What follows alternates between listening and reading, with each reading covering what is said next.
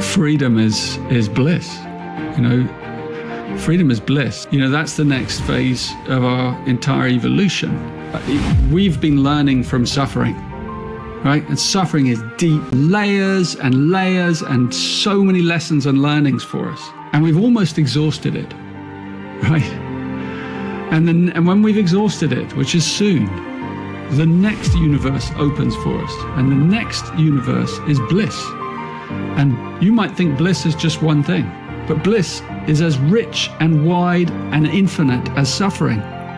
Bliss has so many layers and vibrations and frequencies and colors and sounds, and you know, so we get to explore an eon of bliss. And that's freedom.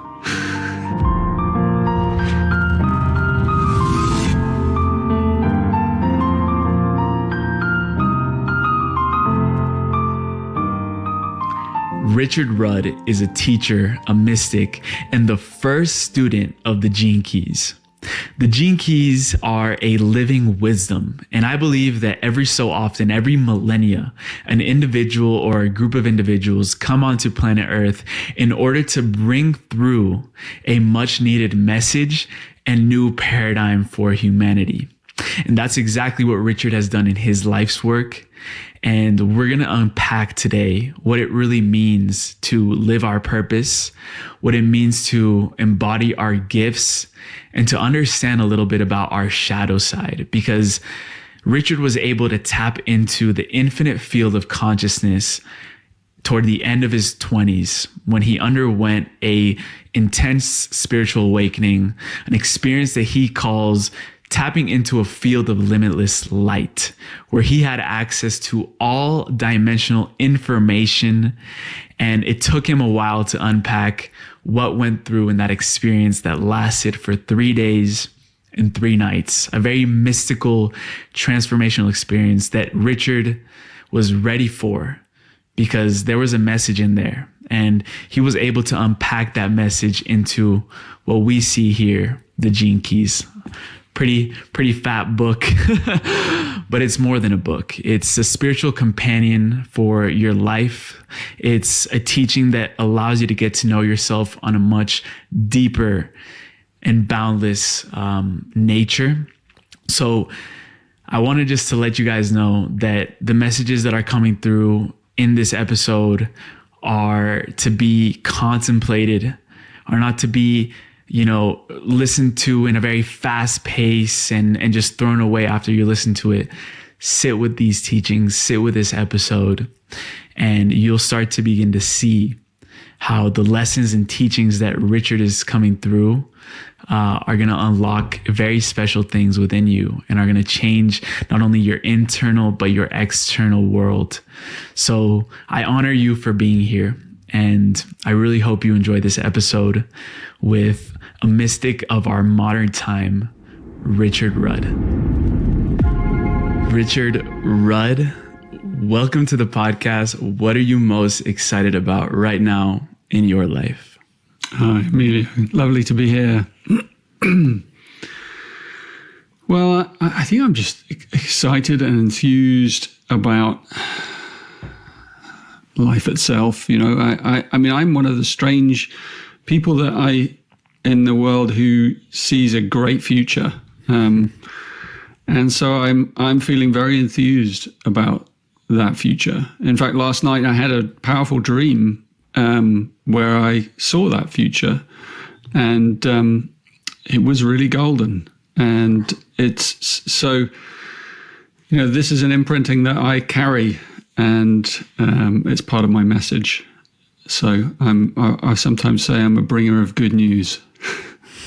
I love that. When you're training Gene Key ambassadors, well, you don't really call them teachers because this is a path of self-illumination, but you walk these ambassadors through 8 treasures. And the first treasure is the conch shell.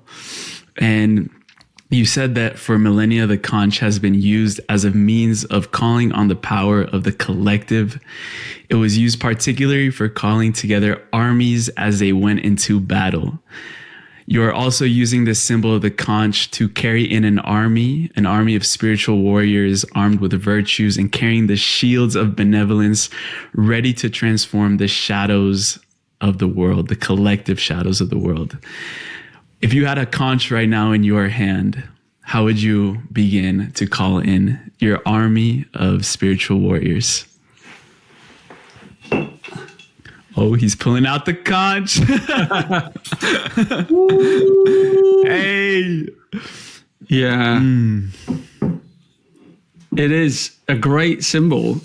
The shell that has kind of sat at the bottom of the ocean for kind of a long, long time. And then, I remember as a child, my mother this very conch actually used to give it to me as I was a little boy in the bath. And she'd say, hold it up to your ear and you can hear the sea. And so I love that you brought back that story. And because it is definitely the time of the calling of the clans, or the quickening of the higher consciousness. And that's a powerful time, because that radiance of what's coming is calling people together around, a new storyline for humanity. And even as old ways are beginning to crumble and cracks are forming and trauma is coming out in deeper and will continue to come out in deeper and probably more shocking ways, at the same time as this conch call to beings who've come here to preside over this great change, this time of, momentous change. And it's going to be over generations. It's like everyone always wants to know when it is. And it is not a kind of moment. It's like, it's a generational, it's a transgenerational change. Evolutionary changes take time. And even ones as quick as this one is going to be, will take generations. So we're all part of it. We're all here to serve it in different ways. Even the old consciousness is also serving it. Even the shadow consciousness is serving. Even the stress is serving the change.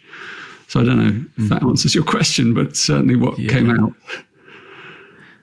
Yeah, and from the context of evolution, because really what I believe the gene keys is these algorithms of awakening, as you've said, and truly a guidebook, a transmission of evolution. And you've mentioned before that there are species that undergo cellular mutations, and usually these happen after like cataclysmic events in the history of that species. For example, a species may grow wings after, they were drowned in a flood or something like that, just as an example, like the dragonfly that you mention a lot in the book.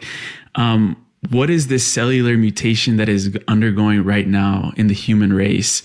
And how can we begin to start awakening to it and becoming part of that consciously? Yeah, I think it's to do with this notion of the biome and the notion of the interconnectivity of all life, which more and more is being explored through science now, and biology and physics, and through entanglement and all these different theories that are coming out. But they all point towards the underlying interconnectivity between all life forms. And we haven't lived like that in the past 500 years or so, or perhaps even going further back. For some time we now have been living as separate, as though we were separate, and obviously that is having its impact on the world around us. So what's coming back is this powerful interconnectivity that is networking all species together. But also not just, we look at our chain of evolution here on the earth and we see humans perhaps at the pinnacle of that evolution, even though there may be species who seem wiser than us. There also are, species beyond us who we can't necessarily see. who exist in higher dimensional realities.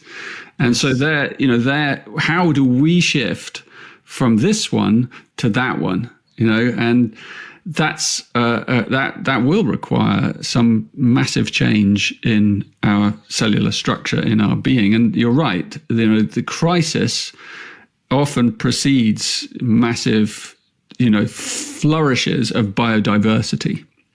So after like the dinosaurs were wiped out, for example, where the world was mostly populated by ferns and things, after that came like a reset, and then suddenly burgeoned all this life, all these deciduous trees and new plants and species and multicolored, and birds appeared, and all these, so massive biodiversity comes after huge trauma. And I'm not suggesting that you have to have it that way, but it is a powerful message, I think, for our times. And it doesn't mean that we kind of have to kind of not do anything, just go, oh, well, we'll just sit back and wait for it all to collapse.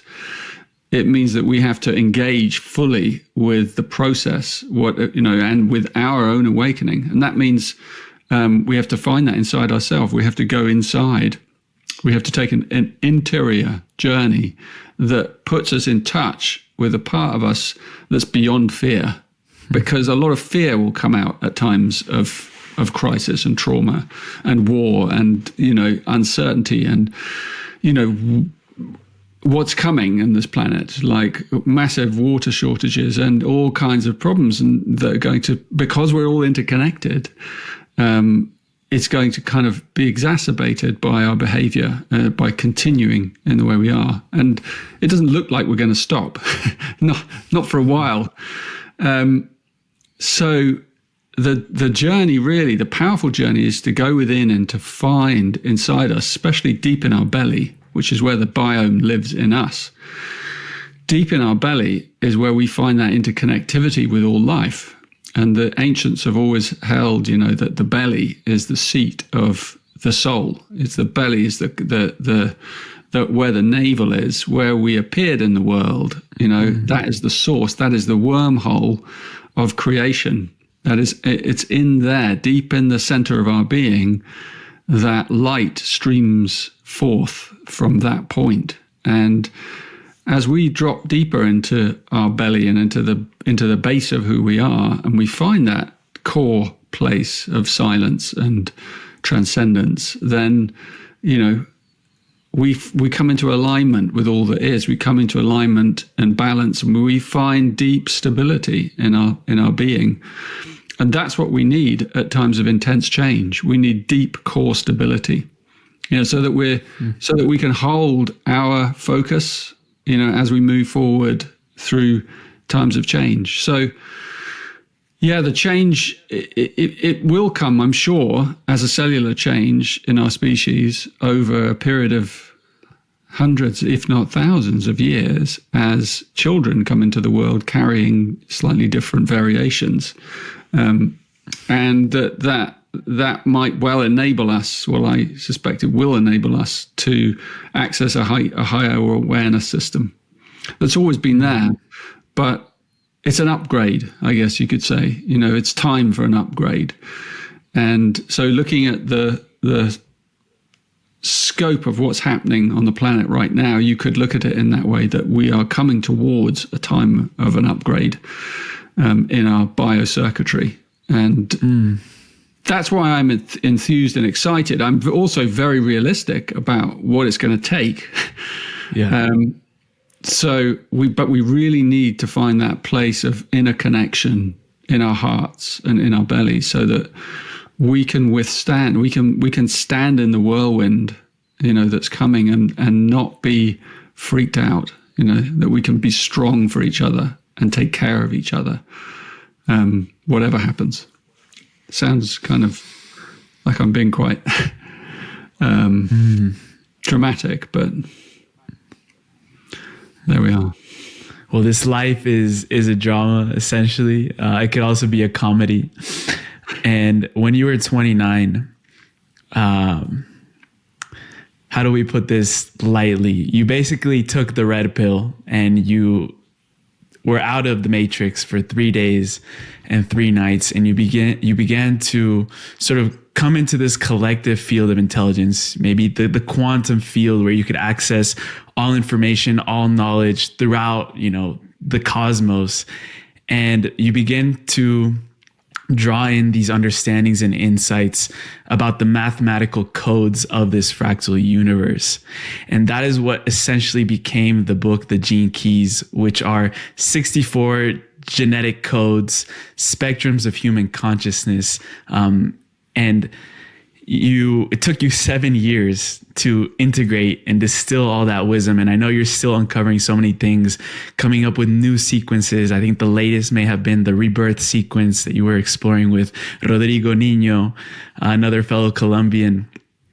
And just to start, you mentioned that during that, let's say, download awakening, the initial one that you had, you realized that light comes out of our DNA, and that these enlightened states, you've called them the CDs, are within our DNA, and they come out, not something that, we believe a monk goes to the mountains and then gets enlightened from something outside and suddenly he's illuminated. But you're saying that our genetic code holds the potential for illumination.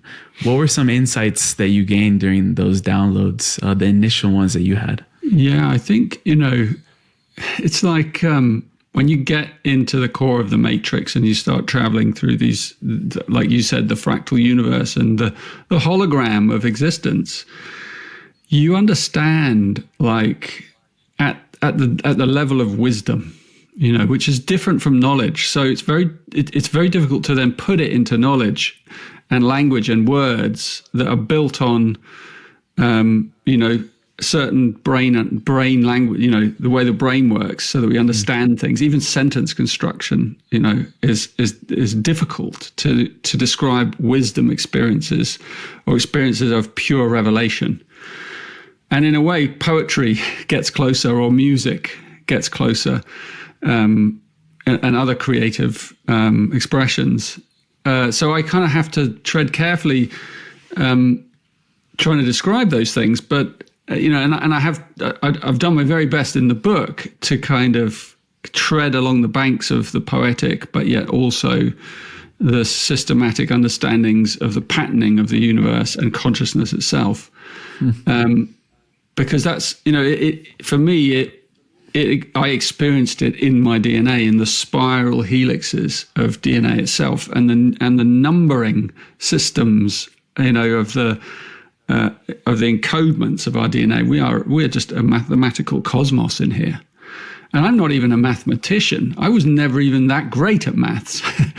But I loved moving through the mathematical substructures of the cosmos and the patterns that just endlessly ripple through that. And ever since that was revealed to me, I've continuously played with the treasure box of magic and the sequences and the algorithms and the understandings that have come out and continue to come out about how consciousness awakens, unravels, arrives on the planet, leaves the planet in these steps, stages, sequences, algorithms, logarithms, and how everything is encoded to a degree of impeccable perfection that is mind-blowing. And so when you enter into that, when you imbue that perfection, and you come back into the human world, you're like, wow. You have the new age kind of thing that I used to hear as I was kind of waking up, was like, everyone used to go, it's all perfect. Don't you see? It's all perfect. And it was like a real one-liner that kind of was hard, because you'd look around and you see, well, that kid down there drowning is not perfect. Those, you'd look and this is not perfect. Mm-hmm. But actually, from the level that at the human level, you would see that. But at the divine level, you'd see that there are storylines and algorithms, even in those very difficult dramas that are being played out here. And so, in a way, what you're looking at, what I understood, and what the gene keys kind of represent, is the workings of karma itself, of the playing out of the themes that connect us to our ancestry, but also connect us to our future successors, through time and space. So, when you weave this strand of the memory, because the DNA holds the key to memory, then you can literally travel down one of those strands and you can unravel an entire story. And there are almost infinite strands. And so you're really entering into, as you say, the matrix. So the question is, like, why? I mean, some of the great masters have always said, when people have asked them, why don't we see what you see? And they say, and they often answer, because you would go mad. Because imagine if you could see all the stories and all the webs and threads at once, how would your mind or the circuitry of your brain hold that? So in a way, what happens is you can travel down the specific one that you need to at any time.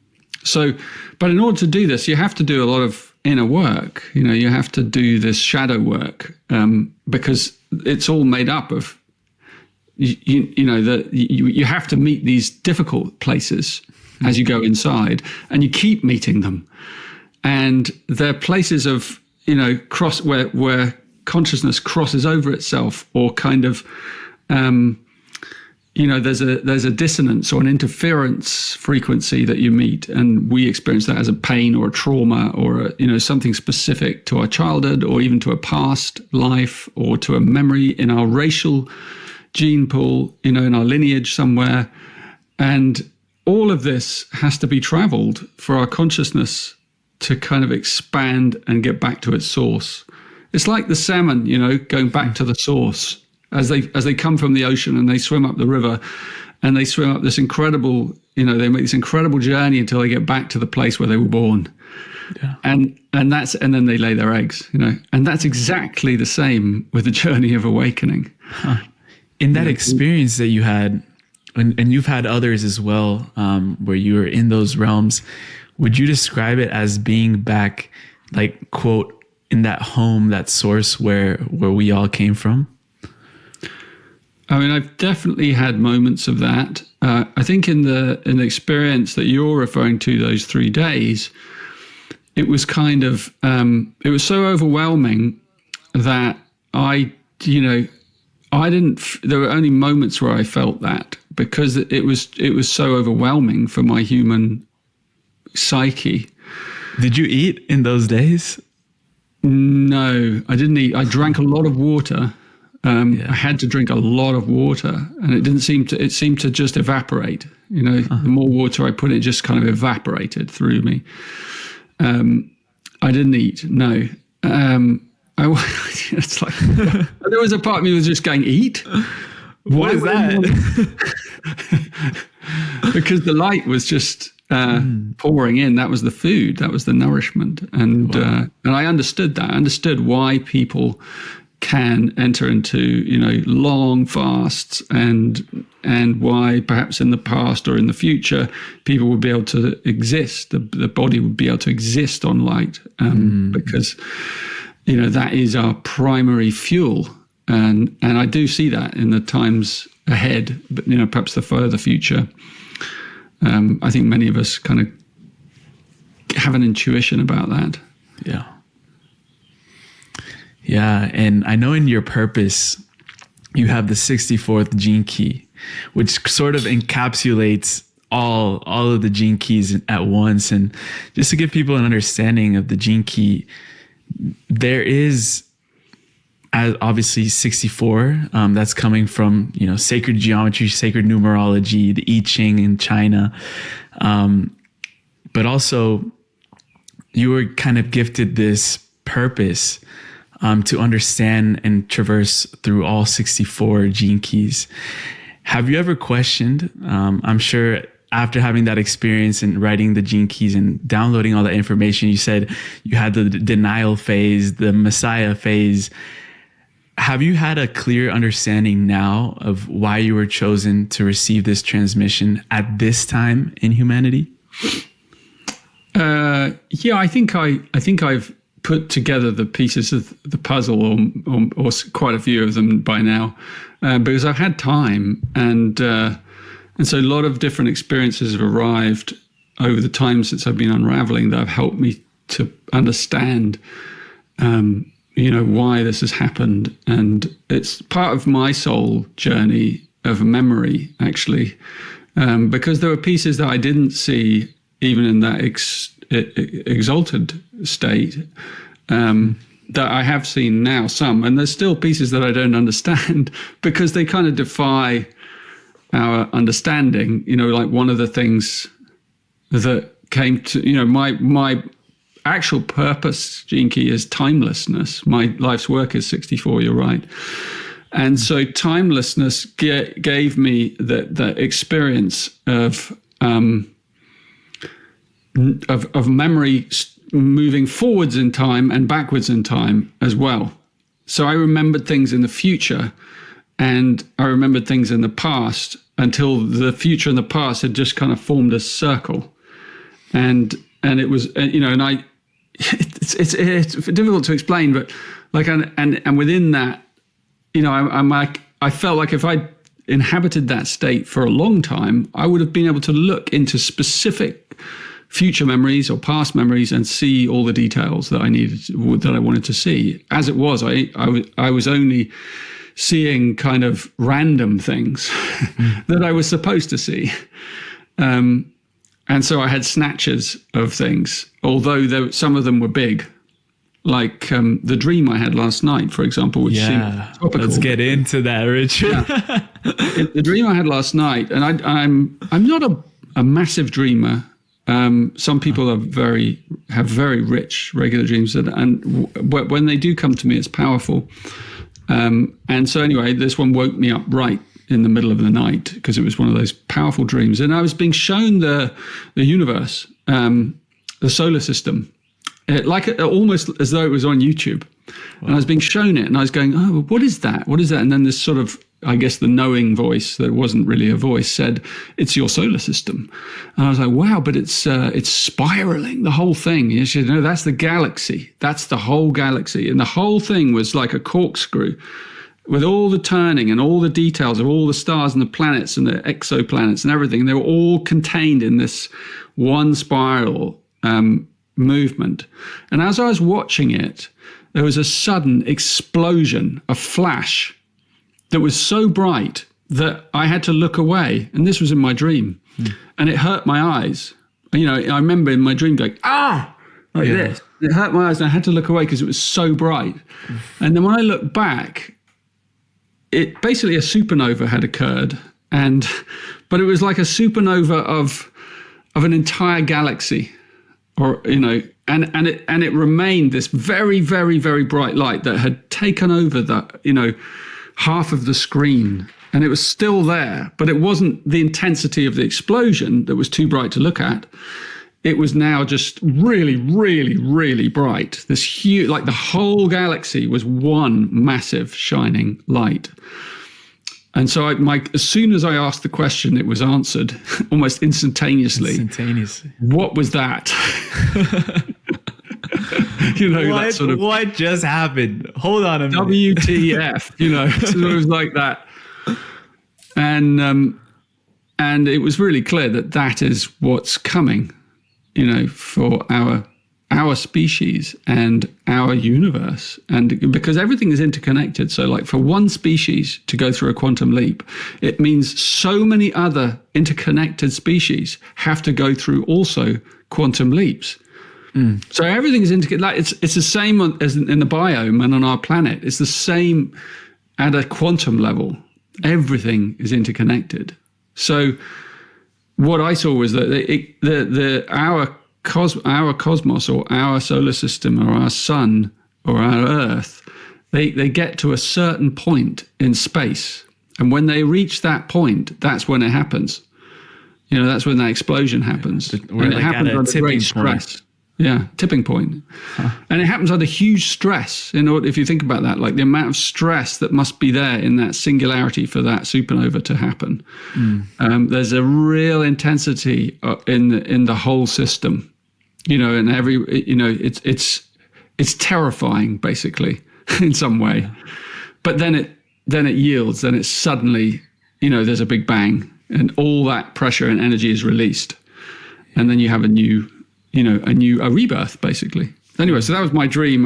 You're the first person I shared it with. So we need to make that into a movie, Richard. Yeah. A documentary. But I was just thinking, that got me feeling into when we incarnate right now in this time in humanity, we go through this veil of forgetfulness. A lot of traditions have called it the Maya, and we sort of forget why we chose to incarnate. And then throughout this life, we're playing the game and learning our lessons and going into the shadow, releasing the gift.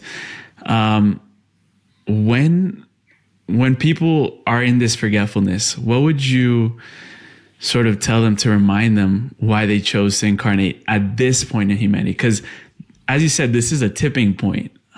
This is one of the most important times in this species history, maybe. Why did we choose to incarnate right now? Well, it's like, you go out to the ocean and, you're watching the surfers out there sometimes, or maybe you are one of them. And occasionally you just get one of these massive storms where the swell is so huge that, you can't surf it. Although, and it's too dangerous. But there's always a small band of people who are waiting for that day because that's their specialization, big wave surfing, and they have special boards and they practice and that's their day. And in a way, that's if you're born now, you are a specialized big wave surfer.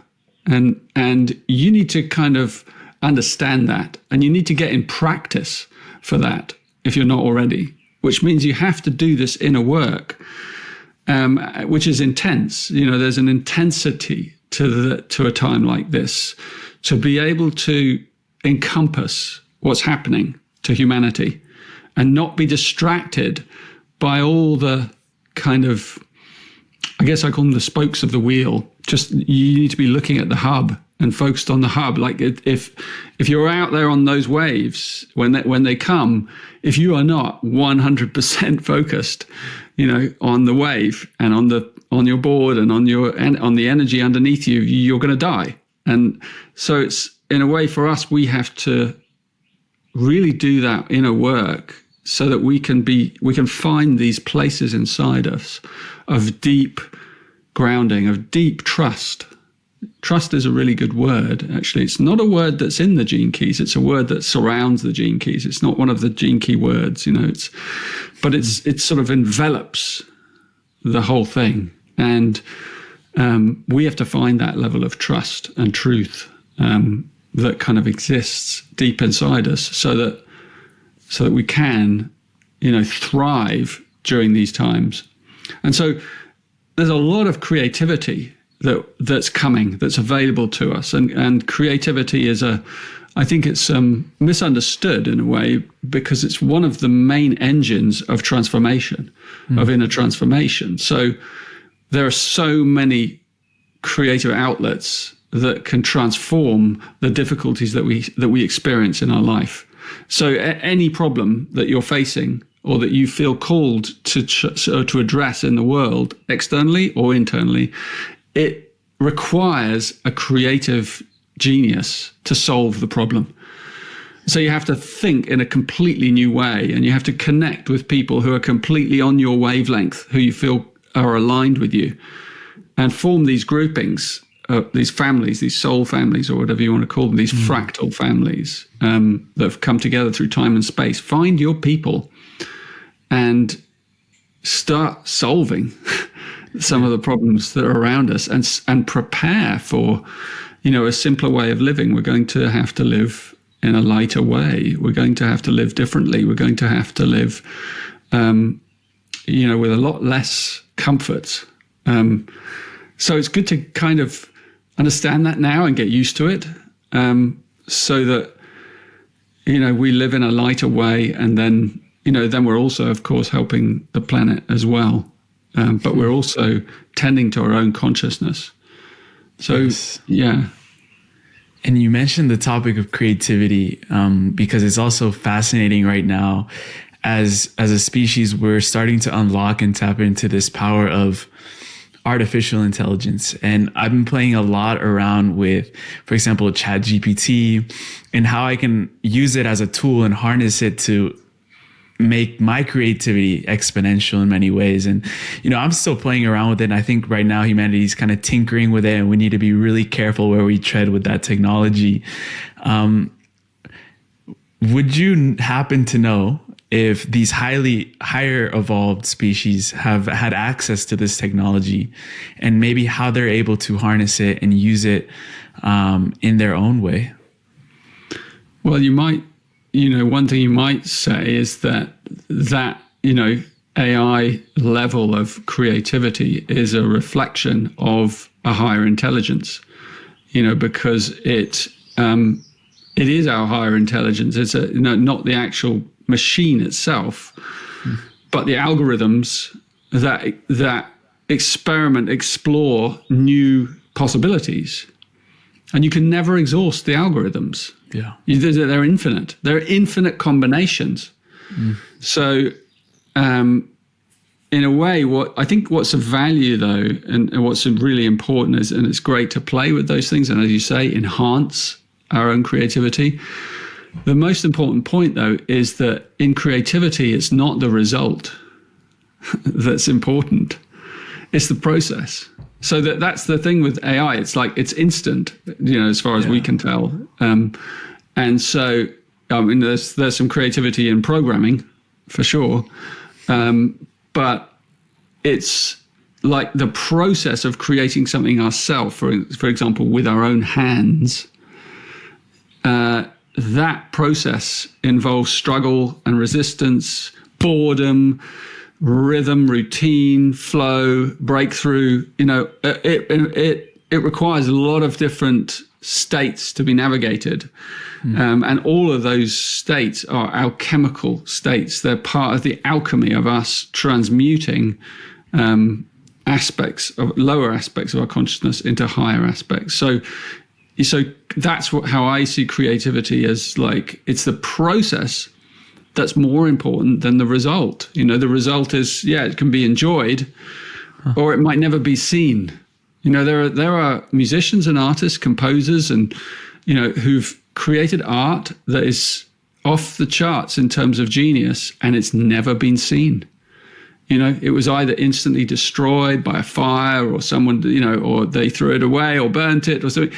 So there are actually, it doesn't have to be seen or witnessed. It's beautiful if it is, but it's not essential. The essential is the process, because the process is alchemy, and alchemy is what takes us. It's what makes us it's what makes us divine in a way. It's what makes us the creator, one with the creator. So that's a real empowering thing. And I really recommend people, especially young people, really embrace the creative path and all its steps and stages, which are so juicy. And I got a new friend actually, Rick Rubin, who's a music producer, very famous actually. Yeah. And he's written this wonderful book on creativity, The Creative Act, I think it's called. And he's distilled all his, decades of kind of surrender into the creative process, into these wonderful nuggets for artists, musicians, creators at any level. I really enjoy it, actually. I recommend it. And I find that to be like a real key for the next stage of humanity. I think once we have moved past this trauma stage, that's actually what we become. We become the creative children of the future. And that's what we are. We become creators. Wow. We co-create the earth, the next earth, the new earth. We're going to co-create it with the consciousness of all creatures kind of moving through us. And that's really the purpose, is to beautify. The purpose of all this is to beautify consciousness, Earth itself, to make it even more beautiful. And that, so we're all become poets, artists, musicians. You know, that's actually, you know, I think that's going to be the future. Yeah, we all have an artist within us. Wow. At some level. Wow. That's a beautiful. Sometimes it's purely internal. You know, sometimes even on our inner journey, we find a creative process that's completely internal.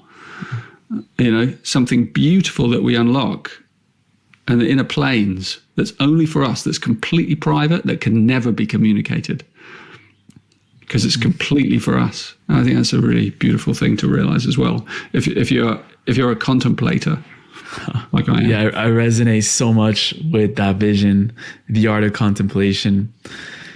And you mentioned this art of, or this process of creativity. And I once heard on another podcast where someone asked the guest, is it about the journey or the destination?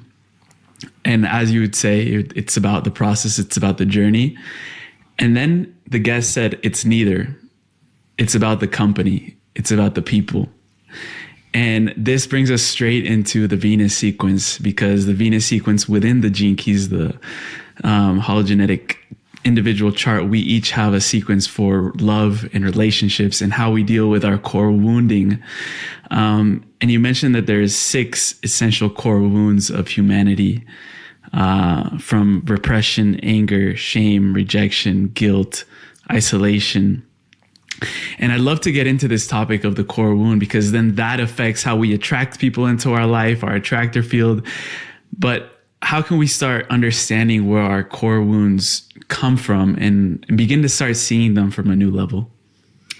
Yeah, I think it's a great question, Emilio. I think, you know, the fact that even just open to the fact that you have a core wound is a powerful thing.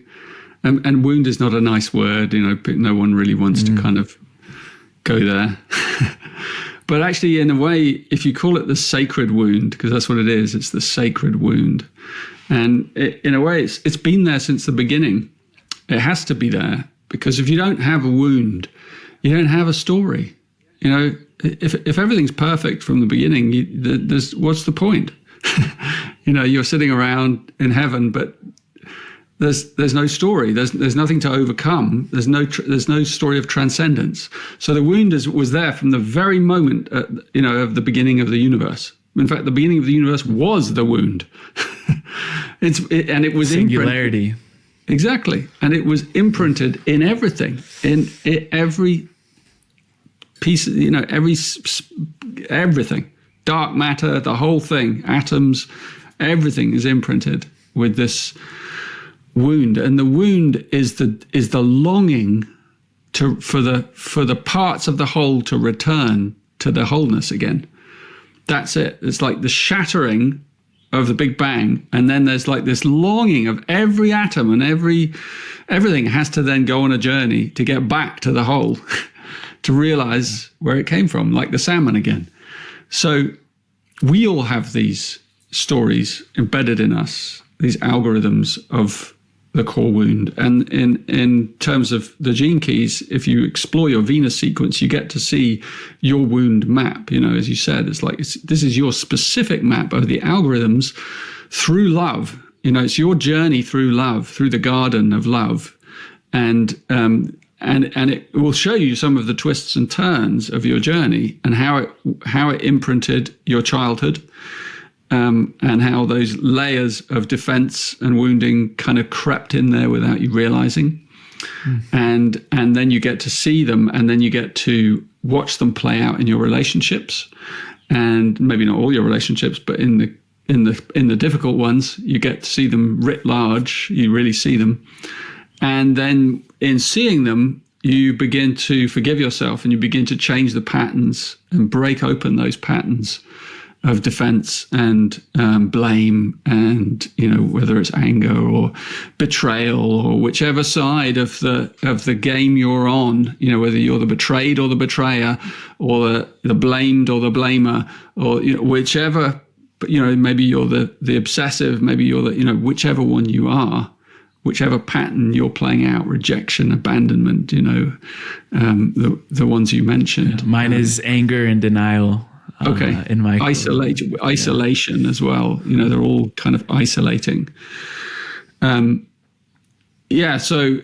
they all have their patterns and encodements. So understanding your own wound pattern can be a really profound thing, because it allows you to forgive yourself, and it allows you to kind of understand your unconscious behavior when you feel threatened, or when your ego is pushed, or when your sense of security or safety, or is someone pushes up against it in some way and provokes you. You get to see it playing out.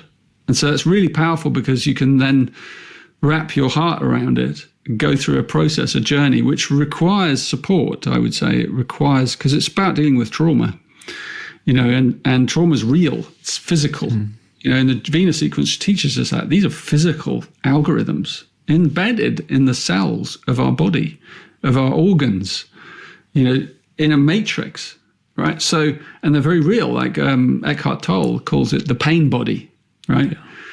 And that's what we're looking at through the Venus sequence, your specific pain body and its journeys. And they emerge in a sequence. And what's beautiful about the sequence is that you can travel the sequence in reverse. So you can see this wound pattern playing out, and that, and then you can disable it. And then you see a deeper one at the emotional level playing out, and then you, over time, can disable that. And then an even deeper one right into the physical structure that often can cause, for instance, health issues, and you can disable those as well. And the whole journey is a journey of contemplation and inquiry. It requires gentleness and patience, infinite almost, in order that we can begin to kind of, pull out these difficult weeds that have gathered in there, and as we pull them out, our life changes, our relationships change, our attractor field changes. So we attract different kinds of relationships. The old patterns stop playing out. So we stop having that pattern, that very difficult pattern where I keep meeting that person and the same thing happens, and we end up split up and everyone's, unhappy. So we transform those patterns. That's the alchemy of the Venus work. And then we end up with different people they're souls who are also doing the same work. So we attract people who've done the same level of work as us. And so relationships get easier and more loving and more forgiving. So it's quite a journey, that one.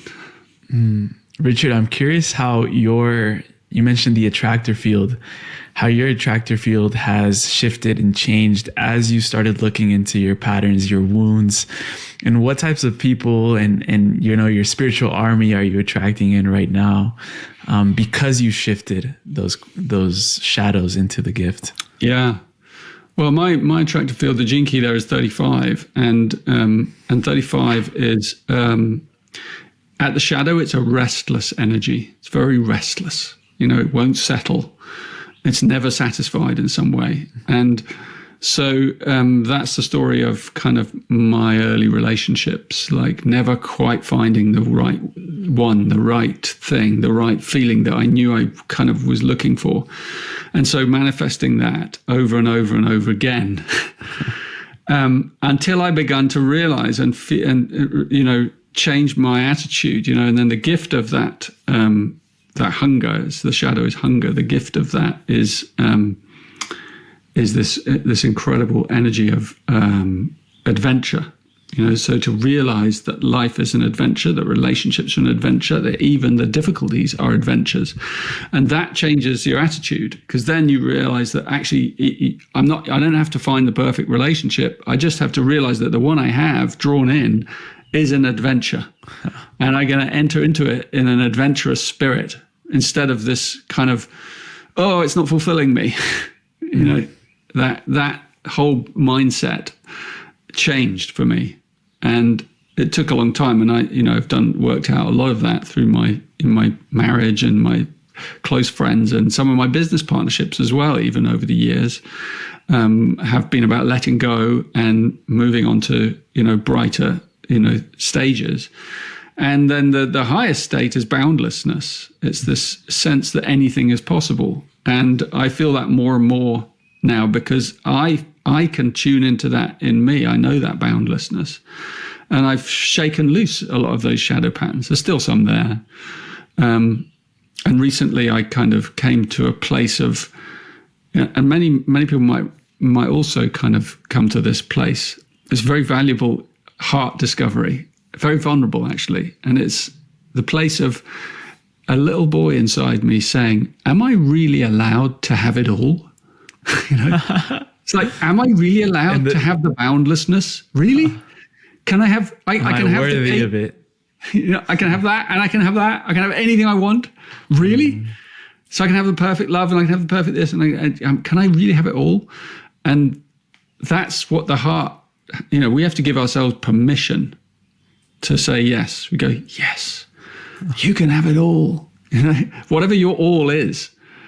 And, and it's not necessarily a Lamborghini and those things. It's like, because the heart doesn't care about those things. The heart, it actually just wants love. Yeah. And it wants to feel love, and it wants to feel love shared, and it wants to feel community and love all around itself, and the possibility of love as service, to be of that's the highest form of love in a way. The love that wants to be of service to the whole. And when we unlock that, then the love, then you really get to the boundlessness, because you're like, well, I want to be of more service. How can I be of more service to the whole? Please let me be of more. So that was my prayer for years. Please let me be of more service to the whole. For years and years, it's still my prayer in a way. And that selfless prayer kind of, or incantation or statement to the universe is for all of us. We all have to make that statement. Our heart makes that statement in every beat. And I think that's what brings us, complete fulfillment through the heart. Love, unconditional love. Yeah. Well, you're doing it, brother. Yeah, you too. Thank you. I heard you mention a concept or a word called the terton, who is someone who has surrendered their small self or ego to a higher teaching in order that teaching can be fully embodied and manifest as compassionate action in the world. So I just wanted to mention you are the living example of a terton. And it's beautiful to see all the work that you're doing in the world. Just to stay on that topic of the attractor field for a moment, I was just looking at my chart. And in that position, I have the 42.3, the shadow of expectation, gift of detachment, and then the city of celebration. And I read expectation, and I'm like, that's exactly what we do in relationships. Like we set expectations on people, and then, a lot of people, what they do now, and I've done this for a lot of my relationships, is that I don't want to set an expectation because of the fear of being disappointed from that person or that situation. Mm-hmm. So how can people navigate this? I guess this is sort of a gene key that represents a lot. That's why I brought it up, because I don't want to go specifically into my chart. I just want to bring up that collective energy of the 42 of expectation. Yeah, it reminds me of when I was in my 20s. I was on a kind of interfaith kind of forum, with people from all sorts of different faiths and religions and backgrounds and spiritual beliefs. And I remember a Hindu from India coming, and he brought this question to the group, and he said, I am taught to be detached. I'm taught that detachment is the great goal of my religion, of my spiritual path. And he said, and I can't do it because I love my wife and my children too much. There's no way I could ever be detached in my love from them. And I always remember him saying it, that level of authenticity, of saying that. And so I totally understand what you're saying. The expectation is so painful, because we get hurt and then we get disappointed, and we're like, and it happens several times. Mm-hmm. And then you're like, oh, well, I'm just not going to play that game anymore. It's just, so you have these relationships that are kind of neutral. you know? Yeah. We're scared to go too deep because we don't want to get hurt. Exactly. And what is that? That's like a half-hearted relationship, you know? So in order to get to detachment, you have to kind of fully give in to expectation. You know, you have to actually exacerbate it. You have to go, well, I do want everything, you know, and I'm willing to be disappointed over and over and over again. And that's embracing the shadow, like going, I'm never going to get rid of, let's not say never, but I may not get rid of expectation for a long time, let's say like that. Because the teaching for you in all your relationships is going to be about that. You've got to you've got to allow yourself to be disappointed over and over and over again. You're like, oh, well, I'm disappointed in that. And then it's like, oh, wow, here comes another one. Oh, God, I'm disappointed again. But every time you realize you're disappointed, you let go of another expectation. You're like, well, that's gone now. You know, I don't expect you to feed me good food because you're not a good cook, or it's like you don't cook the food that I like. So, okay. Find someone that's a chef for the next time. Whatever it is, you know, you keep letting go of them until they're all gone. That's detachment. Wow. But you have to get there through the shadow. You can't sidestep the shadow. So I love that journey. And that's when you get to celebration. Celebration is when there's nothing left. You know, like the detachment is it's even a joke. Each one of the cities is a joke. You get to this joke and you go, well, you're in this transcendent state and you're both detached and yet not. You know, you're both completely detached and yet you're utterly in love. And you think, how can that be? But that is the state of unconditional love. Yes. Completely detached, but utterly in love. And on that topic, I just wanted to, sorry to interrupt you there, but I'm done. The attractor sphere, you said that we attract in the exact partner that we need to work on our wound. But also, we fall in love because we meet people's cities. That's beautiful right there. Yeah. What does that mean to you? I feel like, well, obviously we're drawing in people that have a similar or opposite core wound as us, so we can play out that lesson, that relationship. But, you know, I'm currently in a moment right now where I'm opening my heart to meet and attract a new person in my life. And I'm giving myself that opportunity because I've done sort of the wounding work and that shadow work a little bit. And I feel like when we're in that process of falling in love, it's seeing the light, the divinity within another, because the CD is the highest state. Yeah. And when you see, like, even looking at someone's eyes, just like staying there and seeing like the divine nature within them, the universe that's in their eyes. If you actually look at someone's eyes, it looks like a galaxy. And that's exactly what it feels like. Like you're falling in love with the person's divine nature, not what they look like, not their name, not what they do for work, not, you know, who their parents are. It's literally the divinity within that person. Absolutely.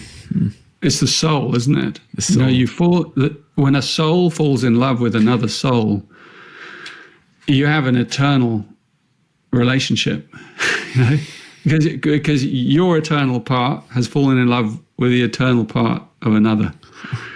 And, you know, in the Venus sequence, we call that the SQ, the spiritual quotient, like the place in us where the soul meets the soul.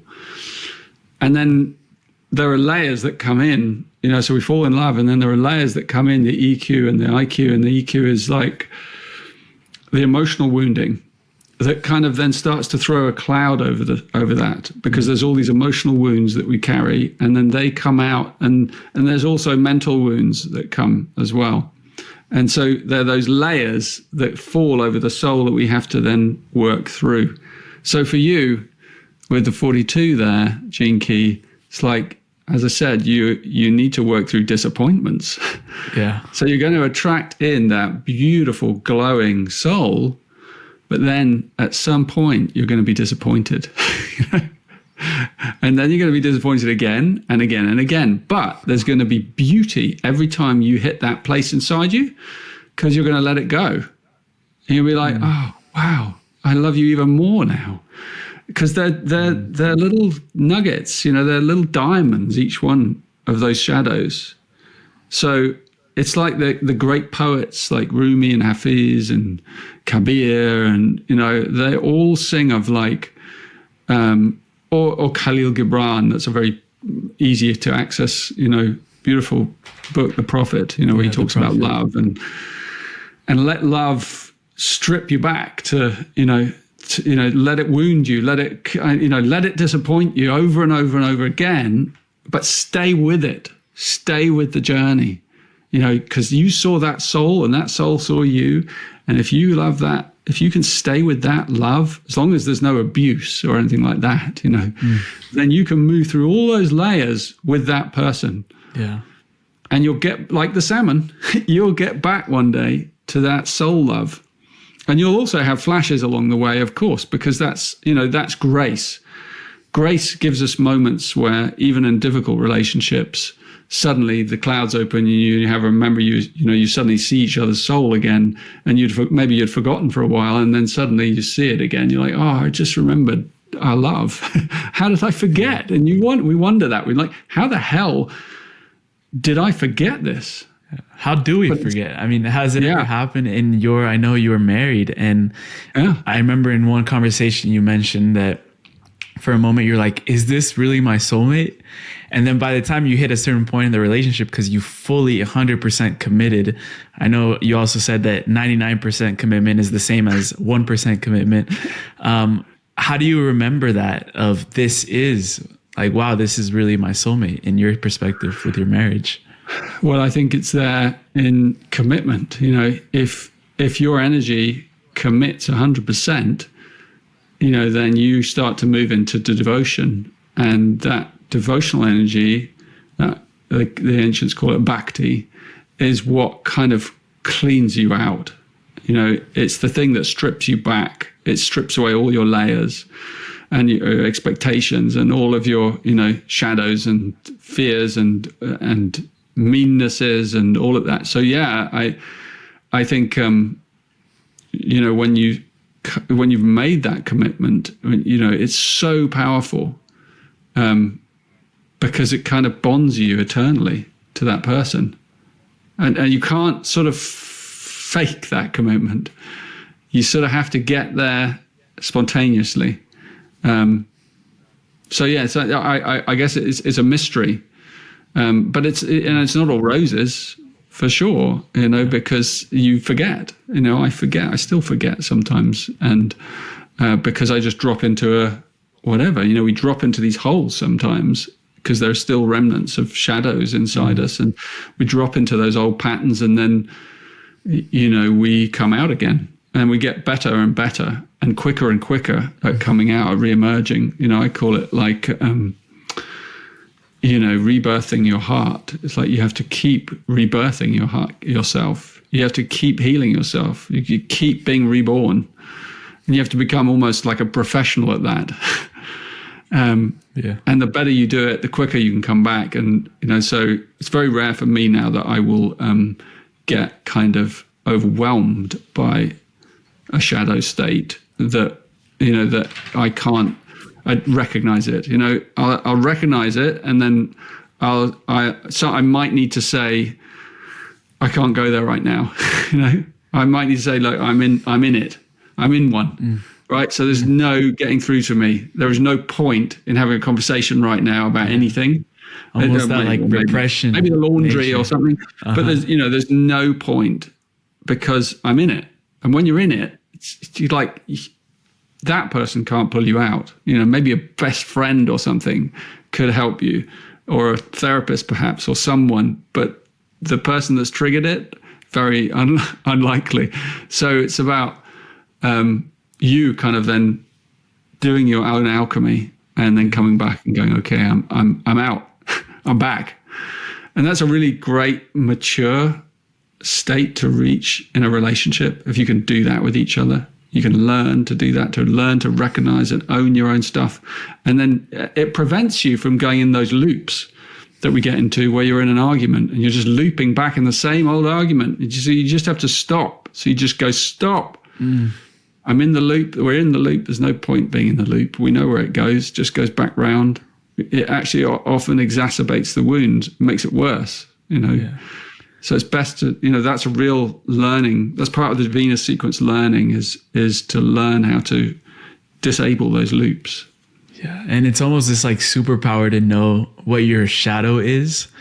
But it's also equally important to know that also, like, you're not going to spend the whole day just contemplating on the shadow. I heard you say also spend 10% in the shadow and then 90% in the gift and the CD. Because when we're like so deep in the shadow, like it's important to know, oh, that just came up. How can I get back into my gift? For example, for me, during these podcasts, my life's work is, I'm blanking on the number, but it's the shadow of the intellect, 62. And when I find myself going to that place of like, I need to answer this question, or I need to ask this in the most intellectual way I can, I lose it. And then, I have to just acknowledge, oh, my intellect wanted to jump in the conversation. Let me go back to the gift, which is precision. Let me speak from the heart again. So it's important to like have that balance of like, when we're focused on the shadow, but also acknowledging that the gift is there always and we can tap into it whenever. Yeah, absolutely. Exactly. And that's where creativity and, can come in, because it can really help you pull yourself out of the pit. I really recommend that approach. Yeah. Richard, to start driving everything home, as we would say, there's one important concept that I think it's really just pertinent to touch on, and it's that core stability, the purpose, that essence that we all carry, and acknowledging that within us. You've even mentioned like, try not to get into like these relationships if you don't have your core stability locked in, because then you'll lose yourself in the relationship. You can also learn a lot about yourself in the relationship, but going into these projects or relationship with our core stability, our essence, what can you say upon that about just the importance of having that and having the awareness of it? Yeah, I think it's where things begin with the gene keys. If you're exploring the gene keys, you start with the activation sequence, which is part one of this whole golden path, and then the Venus, which is the love work, as we just talked about. And so having the grounding there is really important, which is basically being able to be alone with yourself and be comfortable in your own skin and be able to be a contemplative being and be able to rest in being, in your being. And, we have this kind of pressure on us to find our purpose in life. And in Gene Keys, your purpose, if you look anyone can look, if you don't know the work, get the Gene Keys profile, look at it. The one at the bottom is called your purpose. And there's a number in there, and that key is about your purpose. But your purpose has nothing to do with doing. Mm-hmm. It's not something you have to do in the outside world. I have to achieve this. It's not an achievement thing. It's about being. You have to be that siddhi, that whatever it is. If it's compassion, it's compassion. If it's ecstasy, it's ecstasy. That's what you're here to be. And the gift will show you how you get to that place. And the shadow will show you the thing that undermines you just being in that place. Just being with yourself, alone, all one, just you, just me, this, now, and the beauty of this, and the pain of this sometimes. But being able to be with your pain. And that, so core stability is about having that grounding so that you know that state of being and you can access that state of being. And yes, you can get pulled off it and you can get pulled away from it, but you'll soon come back to it like a spring, back to my beings. Someone might pull you off a relationship, an event, something, and then you lose yourself, but then you come right back and you build that connection. People can do that through practice, through spiritual practice, through prayer, through contemplation, meditation, yoga, all those things that bring you back to your core and your center. So you have to have that core stability so that when you go into a relationship where entanglement always occurs, you can disentangle yourself from those patterns and come back to your core stability. Yeah. Take your power. Because if you don't have that in the first place, you're just a tangled net. You're two wounds tangled up with each other. And those wounds don't have any understanding of each other or even of themselves. So you have to understand some of your wound yourself. And that's where it begins. This is where the Gene Keys journey begins. Like, let's look at the first big challenge in your life. The first thing you learn when you come to the Gene Keys in the profile is like, challenge. What's my biggest challenge? That's the first thing you learn. My biggest challenge is this, you know? And then you begin to look at that and you go, okay, like my biggest challenge is doubt, shadow of doubt. I have that twice. Okay. So have a look and see what your biggest challenge is. It's the one called evolution, sphere of evolution, the second sphere in your sequence. And that tends to be the one that kind of comes back over and over and over and over again. For me, it's doubt, it's self-doubt, that can undermine one in so many situations. And then you have to become friends with that shadow. You have to make friends with it so that it doesn't undermine you. And that's where you deepen your core stability, and you can have breakthroughs that enable you to really get down to the base of yourself, where you feel really comfortable and self-actualized, and your self-esteem returns. And when you get to those places, then you're really ready for a healthy relationship. And I'm not saying you have to do that work and then, you can do it in your relationship, but it's an inner work. It's a solo work. Only you can do it. So it's about connecting deep in your being with your heart and with this line that runs through the core. Yeah. So anyone can do it. Man, Richard, it's been a journey. We like to end off every single episode with a final segment called the final trio. And these are personalized rapid fire questions. You can answer in any way that you want, whatever comes up for you in your heart. But before that, I know, as you said, the Gene Keys literally is taking on a life of its own. The work that you've done in your life is beginning to be more seen, more heard around the world. Where would you send people to connect further with this body of wisdom, this transmission? I highly recommend this book is, I can't even begin to explain what it's done for me. But where would you send people? What do you have upcoming? I know you have some live events that you don't normally do. Where would you send people to connect with you? Yeah, I would invite people to, first of all, visit the website, obviously, genekeys.com, and there are journeys in there. I mean, there's a lot in that site. You can just go follow your intuition into that site. And there's also a new to the Gene Keys section. You'll see it's very clear, and you can click in there and it starts you on your journey. You might want to get your profile, your Gene Keys profile, and begin to explore that. And then our most popular thing is, as I said, it's called the activation sequence. It's not like an online self-study course. And you can start with that. But also we have a massive community around the world. So, as you come into the courses, you come into connection with others as well, because there are forums and places you can connect, and calls and things like that. And so that's a really nice way to come in. I do have some events coming up. One major one in May, and which is a day in Colorado, May the 17th. And that's, if you can get a ticket, well done.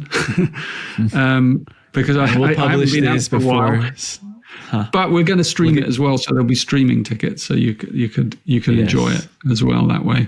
And we do online things a lot. So there's a lot of online self-study journeys. There's also, you'll find a lot of my stuff on YouTube, a lot of free things on YouTube. So you can kind of get your Gene Keys education in a way, just from all that stuff. And books, some wonderful books. Gene Keys book itself, that's a deep end book. The little tiny one called Art of Contemplation is, if you want a gentle, soft beginning, that's a wonderful way to begin. And there's a little online course that goes with that as well. It's very affordable. So that's a nice place to begin. And just come into our community, come into our forums, come in, there's lots of different doorways you can come in, and we're improving and making changes to the site all the time. So I think, over the coming months, especially, there's going to be some really good new doors for newcomers.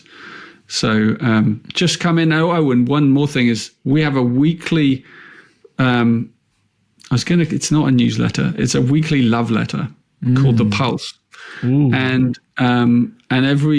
what it does is it tracks the gene key of the moment each week. It's about 6 days actually. And in there are like beautiful little droplets of insight each week that just kind of flow through, and little audios on the key of the moment, so that you can listen and people take it in all kinds of ways when they're driving or when they're running or when they're late at night listening, or it's really nice way of imbibing the gene keys as an audio.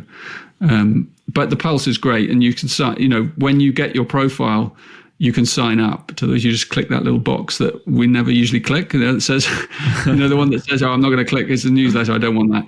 But if you click it, you'll get this love letter, and you can always unsubscribe, of course. But it's a really beautifully curated letter from me and my team to the world that we put a lot of love into, and a lot of really lovely resources. So it's a nice way to stay in touch with the community and what's going on in the Gene Keys. And we're also now featuring members of the community as well around the world, and different languages that are exploring the Gene Keys. So it's exciting. It's something to become part of. Yes. So come and join us. Yeah, we're obviously going to link everything in the show notes, in the description, if you're on YouTube here.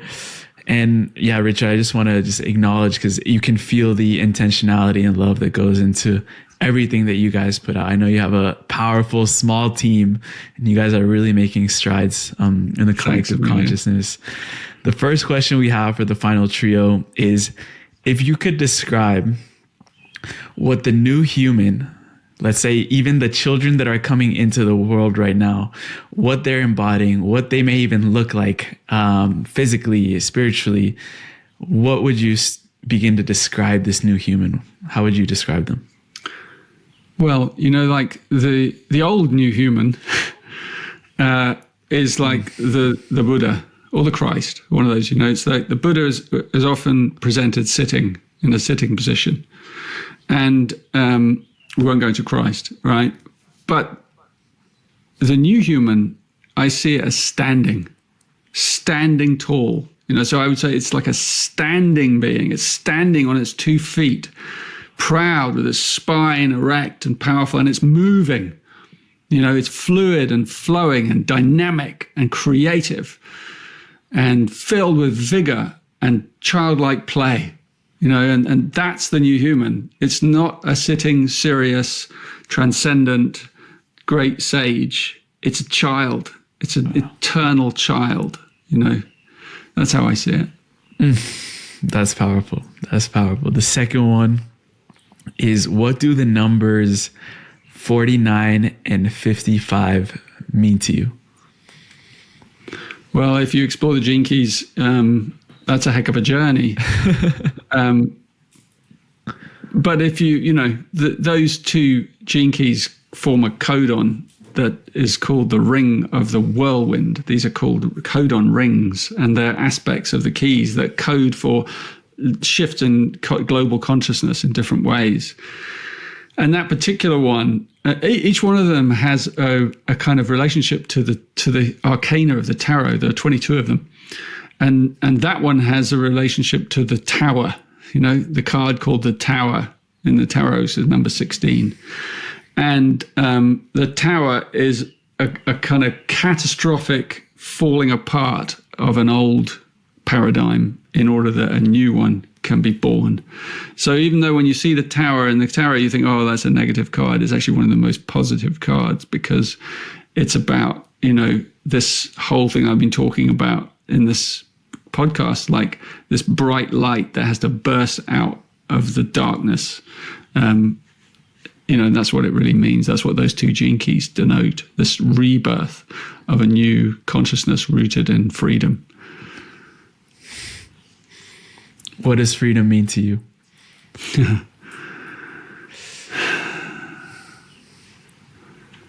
You know, ultimately, freedom is bliss. You know, freedom is bliss because, you know, that's the next phase of our entire evolution. You know, and we've been learning from suffering, right? And suffering is deep and beautiful and painful and rich, and it has layers and layers and so many lessons and learnings for us. And we've almost exhausted it, right? And when we've exhausted it, which is soon, the next universe opens for us, and the next universe is bliss.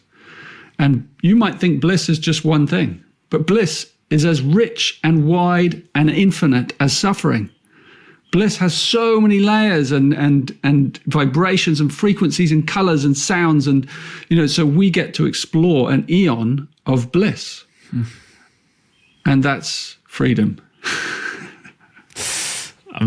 I've never been so excited. Every time I hear you give this poetic vision of what we're living through right now, it just fills me with optimism, with hope. And this last question, hopefully it's not the last. I would love to continue these conversations, Richard. But we call this the time capsule question. This is a question that we ask every guest on the show. And it requires us to travel a little bit into the future, which I know you're very fond of. And if we're looking down 10, 15, 20 years down the line, and you were given the opportunity to have a time capsule personalized to you, that you could insert anything beyond your wildest dreams into this time capsule, knowing that this time capsule is going to be opened by the next generation of leaders, the new humans that are entering right now. And if you could leave anything in that time capsule for them to open and to allow them to have some sort of guidance, empowerment toward this new earth that's being created right now. This could be anything from a book, a vibration, a teaching, a philosophy, an animal, whatever you could think of that symbolizes this new era, this new epoch for humanity. What would you put into this time capsule? It's such a nice question. I'd like time to contemplate it. I will go on contemplating it after this, and I'll probably come up with another answer. But for now, since we've been talking about gene keys, and I want to keep things practical, and I'd like to actually help people, I would put in there my little book on contemplation. You know, I just pop it in on the seat, and then I'd close the door, and because it's under 100 pages, but in there are, you know, if one has a masterpiece in one's life, you know, like I would consider that my masterpiece, you know, and it's because it's short and simple and clear, and it just gives you the very simple essence of how to deal with what's right in front of you, you know, especially when things get difficult. So I that might sound a bit egocentric, but I want to be helpful to people, and so I think that would be a really helpful thing for the children of the future because of its simplicity. Yes. Yeah. I mean, there are lots of other things I could think of, and clever things probably, but let's be practical. And I hope that any of you that hear this, you might get that little book, and you could read it in a day. But its secrets are kind of eternal. They're not even mine. They've come down the ages and been handed on from person to person and teacher to teacher. And, you know, to keep it simple is like a real gift, you know, to get things down to their quintessence. And that's what I try to do in that book anyway. Yeah. I had an intuition that you were going to respond with that, because even our generation, I feel like contemplation is becoming a lost art, where we have all the world's information at a fingertip. You know, we're spending in between, you know, statistics say between 7 and 9, 10 hours a day on our phone, on social media. And we're not giving ourselves the time to like contemplate our life, certain things. This, for me, it's that space in the morning, the meditation, where just like closing my eyes, giving myself silence, but it's not really a meditation. It sort of becomes a contemplation. And then throughout the day, an insight will come up. And I know that's literally how you wrote the whole Gene Keys, is contemplating that initial download that you had. Mm-hmm. And yeah, for the philosophical clever answer, we could even have a whole podcast called The Time Capsule, Richard's Time Capsule, and explore that even deeper. Yeah. And just to like hone in on the contemplation, is there one specific go-to contemplative question that you would leave people with today?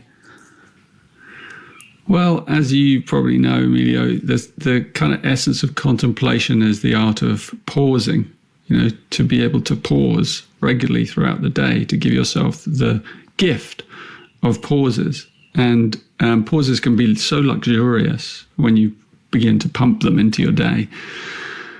And that's what gives space for the contemplative insights to drop. So you're creating magic when you pause. And so I would invite people to ask themselves the question, like, how shall I pause today?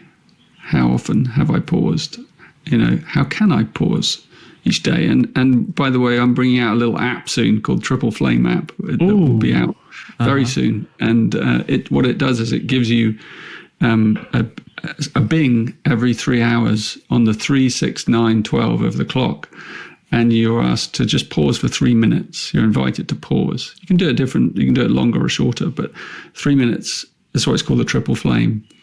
And that's not very much, but that very simple little practice is really powerful. And you can pause while you're in movement as well, or when you're driving, or it just means you carry on doing what you're doing, but you're doing it with absolute awareness. And that then begins to create a rhythm, a triple rhythm in your daily life. And it gets really nice, it's really nice. And it's nice to share. And on the app, there's a little thing that says how many other people are pausing right now, which is kind of nice. Yeah. And yeah, the name of this podcast is called Just Tap In. And it really goes to show that simplicity of giving yourself moments to just tap in, look within yourself and see what treasures, what gems lie inside when you give yourself those spaces. So this podcast, I know, was a breath of fresh air for people, a moment to tap in. I know they'll be digesting this for, the days, the months, the years to come. Always feel free to come back to this conversation when you need a reminder, and follow Richard's wisdom even deeper. Richard, thank you from the heart, brother, for accepting this invitation, for coming on and sharing your light, your greatness. I feel such an honor to be here with you, and hopefully develop a lifelong friendship and keep learning from you, because you're bringing in some powerful stuff into humanity. Appreciate you so much. Thank you.